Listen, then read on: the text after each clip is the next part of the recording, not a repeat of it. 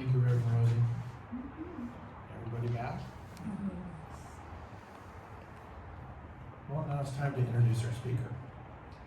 Summer Golden. Summer Golden is currently the owner of a theater on Elkhorn Boulevard called North Park Vaudeville. She has been there for 25 years. Summer teaches acting and improv to people with disabilities, and for over 20 years, she also does stand-up comedy and acting. Summer is a follower of the teachings of Ernest Holmes. After May 17th Sunday services, during lunch, we had a short version of Pinocchio, one of Summer's productions.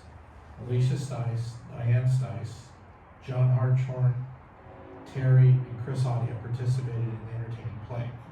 What a blessing to see how sharing her gifts for benefiting the lives of others. Please give a warm welcome for Summer Golden. Wow, I have never spoke in a church. So that's exciting. You have a lot of nice things written. Thank you. It doesn't get my house.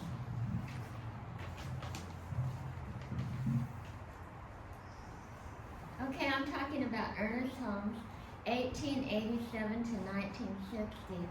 He was a founder of religious science, and he believes that God is indwelling in universal presence, and it believes that our whole thoughts are shaped on reality.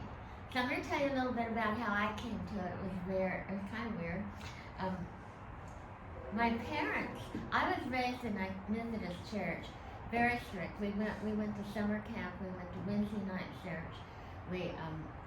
My parents were pretty strict. And all of a sudden, they started loosening up and acting so different. This is when I was a teenager. I couldn't believe it. What happened? All of a sudden, they'd gone to this religious science thing. What? And they were different people. They just got wild and free. That's all I can say. And I'm thinking about the children.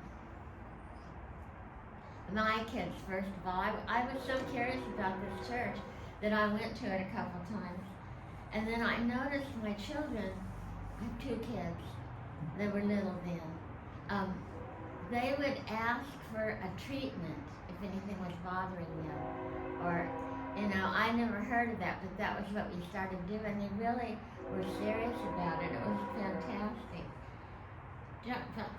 Ernest Holmes, I visualized nightly for 20 years when I wanted to have my own theater and work with people with disabilities. Diane, I'm looking at Val, I think one of my best friends. Reading about, I was working with visualizing things that they would do that. And then pretty soon I started thinking about a theater that could work with people. And every night I would visualize this. I'm a very goal-oriented person, very, trying wild things and really getting in there. Every night for years and years I would do this treatment. And finally I would go with my husband a couple times, and we went out, and I kept talking about it. And he said, "Don't worry, stick with me." And I didn't do it just for the theater. We were really in love with each other. But he's the one that started it for me. I mean, it was just a dream. And I've had other things like that. So I'm going to go back in time. I feel like this is it wasn't so even like the rest of you. But I haven't had experience with that. The resume started out with the little boy next door to me when I was a teenager. And I was a ballet dancer, and so my father had built a ballet studio for me in the bar, not in the bar, in the house, and we didn't drink there at all. I've never had alcohol. We did that, and there was one little boy that lived next door to me. His name was Ronnie Bursler, and one day I said, "I have a ballet class, Ronnie. Why don't you come?" And I thought, I mean, should I have done that? He has cerebral palsy. He's in a wheelchair, and you can hardly understand him. But I let him come to the ballet class, and he loved it so much. He was moving, and he didn't have the exact right steps, but he cared about it so much. And every time I see him, he'd say, "Well, Gal, you want to do our bar work?" Yeah. So he did this, and he was in my ballet class for years until he moved. And his mother once said to me, "Summer, no matter what you do, promise me you work with people with disabilities." And I sort of ho-hummed it because I wanted to dance and do that. And eventually I broke my knee and I couldn't dance anymore. So we did get into the theater thing. And now, I hope this is not going too many directions for you, is it?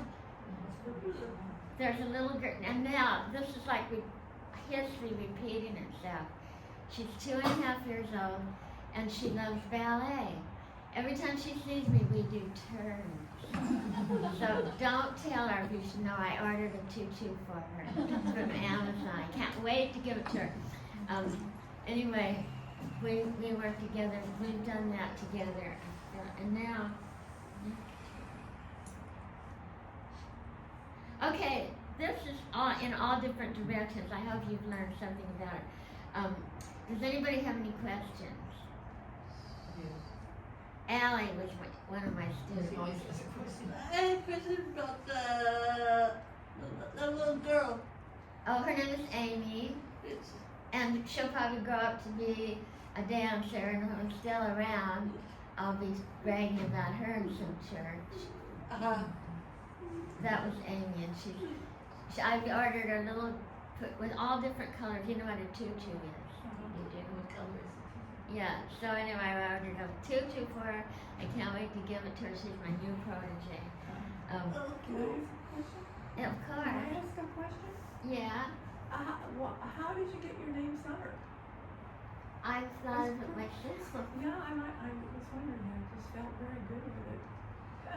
Oh, thank you. Yeah, I changed my name, so nobody knows my real name and I could get away with it. Yeah, so, thank you. Yeah, I made it my last name too. I was wondering. What perfect Summer baby. Yeah, thank you. Very good for the theater. Exactly. Or Yeah. on a program, gonna speak at First Christian Spiritualist. And this is my first church. I don't know if I'll ever be back to another church again to talk. But wow, it's amazing that you asked me. Good. Okay, and Allie. Oh, Diane. Do you still go to Science of Mind Church or Oh yeah, I did get into Science of Mind Church for a while, and then somebody came in. What was her name? So she got a lot of publicity, and then they kind of closed it down. But there is another religious science, and in my acting improv class, she happened to come in there, and I've been looking for her for years to find out about it. She came into improv. maybe somebody here knows because Yeah. Oh, also, I know one other exercise you're gonna love it. It's improv. All of you, how many of you can speak another language besides English? Okay, say Happy New Year, and if you don't know another language besides English, just say it like it would sound like another language. And just say Happy New Year to everyone. Everybody say it in another language.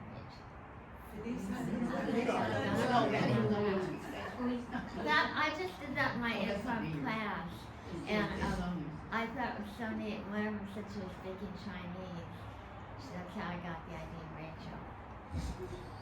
So anyway, unless you have another question, that's what I have to say. Thank you. I got everything on my list. So if anybody wants to see the list of what I have.